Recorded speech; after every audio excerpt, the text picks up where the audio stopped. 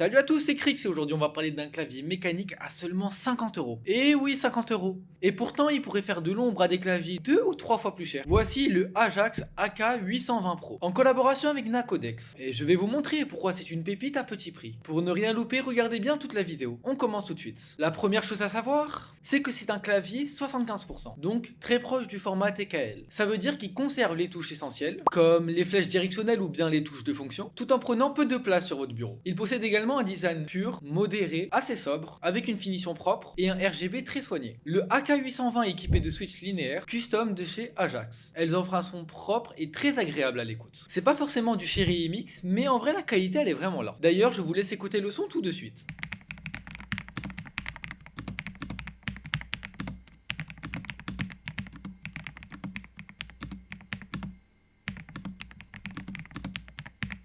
Le truc qui est vraiment bien également, c'est que ce clavier est hot swap. Ce qui veut dire que vous pouvez enlever les switches comme bon vous semble. Si imaginons une est cassée, ou que vous n'aimez pas forcément ces switches, ou que vous voulez changer, vous pouvez les remplacer par n'importe quel switch trouvable sur le marché. Les keycaps sont également de très bonne qualité, elles sont en BBT double choc, ce qui garantit une texture agréable et une bonne durabilité dans le temps. Ce qui est aussi beaucoup plus agréable que les keycaps en ABS classiques. À l'intérieur aussi, le clavier est très bien construit. Il intègre une plaque PC flexible et 5 couches de mousse isolante pour améliorer le son mais également le confort. Ce qui fait que ce clavier a un son et un confort juste optimal. Niveau connectivité, on en a 3. Il y a le 2.4 GHz. Pour l'utiliser, il faudra brancher le dongle USB directement sur votre PC, mais ce qui favorise le peu de latence, donc optimal pour le jeu. Il a aussi la connectivité Bluetooth, mais que je recommande très peu car il y a une latence beaucoup plus grande. Personnellement, impossible de jouer avec un clavier connecté en Bluetooth. Et après, il y a bien évidemment son câble USB vers USB-C. Et là où le clavier surprend vraiment, c'est avec son petit écran LCD intégré directement au clavier, qui vous permet de gérer que ce soit le RGB, le son, mais également d'y afficher des petits gifs qui peut être très sympa sur un clavier. Cet écran se contrôle via la molette en métal disposée au-dessus du clavier. Franchement, à ce prix, avoir une fonctionnalité qu'on ne voit quasiment jamais, je trouve ça vraiment bien. Concernant l'autonomie, avec un rétroéclairage allumé constamment et une charge complète, le clavier dure environ dans les 30 heures, ce qui est très correct pour un clavier. Après évidemment, si vous désactivez le rétroéclairage, l'autonomie va grimper. Pour conclure, honnêtement, pour 50 à 60 euros, c'est un clavier que je recommande fortement. Niveau qualité-prix, j'ai pu le tester pendant 3 mois et franchement, c'est un bijou. Vous pouvez le retrouver sur le site de Ajax, Attack Shark ou bien même sur Amazon. Sans oublier qu'il fait preuve d'originalité avec le petit écran LCD dessus. Donc si vous cherchez un clavier performant, esthétique et original, je vous conseille de foncer sur lui. Si cette vidéo t'a été utile, n'oublie pas de lâcher un like. Cette vidéo m'a pris pas mal de temps à produire. N'hésite pas à t'abonner et à me dire en commentaire ce que tu penses du clavier. Et si tu veux plus de tests de produits, dis-le moi en commentaire et je verrai ce que je peux faire. Merci d'avoir regardé et à plus.